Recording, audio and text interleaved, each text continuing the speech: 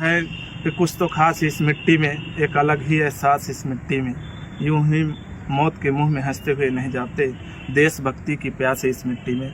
तो हमारे उन शहीदों को आपके माध्यम से, या हम कहें यहाँ पर नमन कर रहे हैं, श्रद्धांजलि दे रहे हैं। हमारे नवयुवक साथी हैं और आप देख पा रहे हैं कि नवयुवक साथी अगर इस तरह आप शामिल हों शहादत पर नमन करने के लिए, तो निश्चित रूप से ये हमारे भारत की अखंडता को दर्शाता है। बहुत बहुत धन्यवाद। जीरो में आपका स्वागत है। मैं ओम प्रकाश और आप देख रहे हैं केकेडी न्यूज।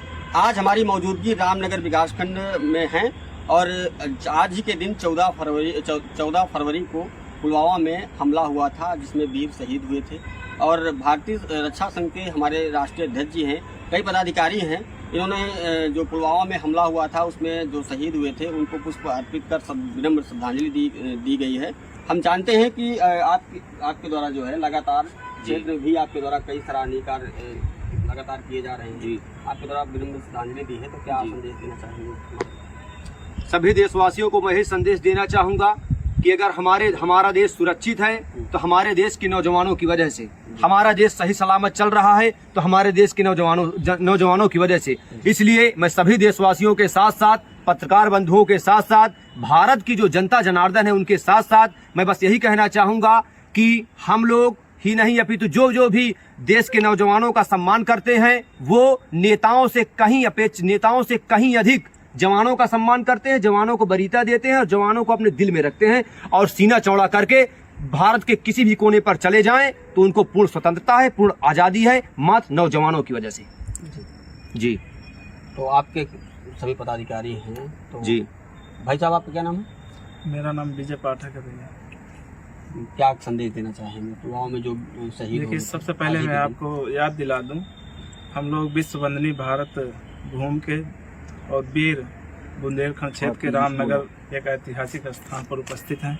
चंदेलखालीन ये शिव का मंदिर है और आपको स्मरण होगा कि एक ऐसा ही दिन, आज के दिन 14 फरवरी सन 2019 में ऐसा झकझोर देने वाली एक घटना, अमानवीय घटना घटी। तो कश्मीर में हमारे लगभग 2500 जवान जो है घर लौट रहे थे छुट्टी पश्चात, तो वहाँ पर एक एसयूवी के द्वारा एक विस्फोट होता है जिसमें हमारे 40 जवान जो है शहीद होते हैं।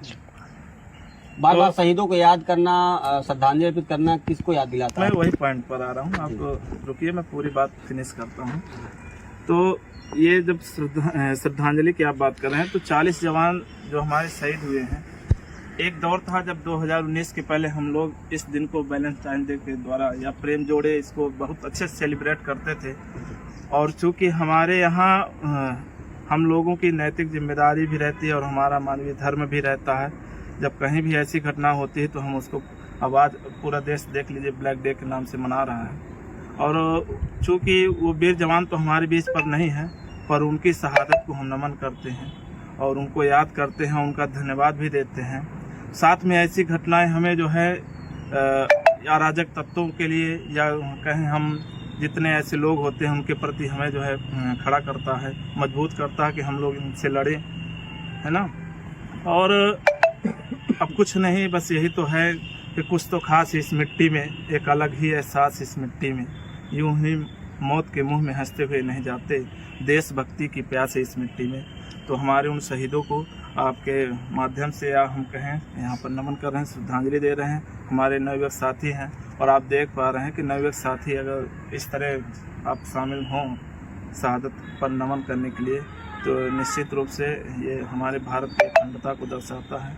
बहुत बहुत धन्यवाद। तो आप देख रहे हैं लगातार जो है भारतीय रक्षा संघ के पदाधिकारी थे, इनके द्वारा कितनी लगन और कितनी जो है भव्यता के साथ जो है पुलवामा में जो शहीद हुए थे आज ही के दिन, उनको याद करके भावभीनी विनम्र श्रद्धांजलि अर्पित की है।